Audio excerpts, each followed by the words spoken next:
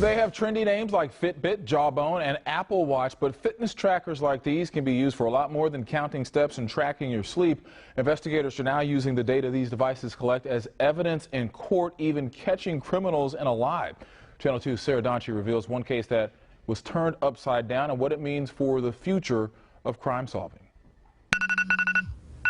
From your wake time to your bedtime and all your steps and heartbeats in between, fitness tracker users are logging real-time data about their every move, with some devices even logging their GPS coordinates.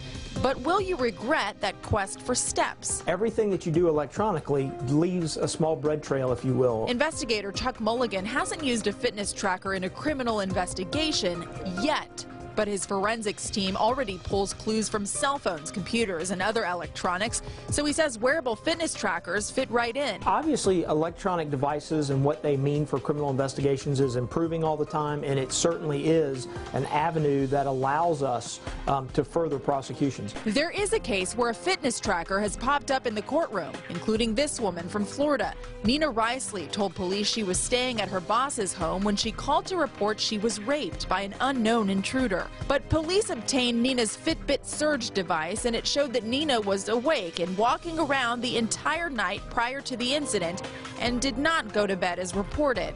Police believe the steps recorded on her device prove Nina was awake and staging the crime scene, instead of being asleep and pulled out of bed like she claimed.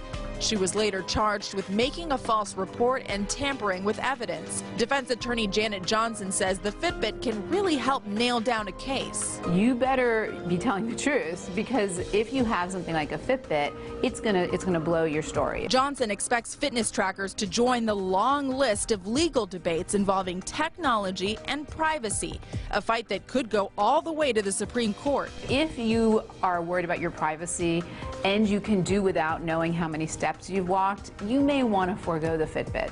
A Canadian group tested 9 fitness trackers and found only the Apple Watch passed the test for privacy and for security. As for your legal rights in a criminal case, detectives still have to get a search warrant to obtain data from a fitness tracker, and they have to prove the person was actually wearing it at the time of the crime.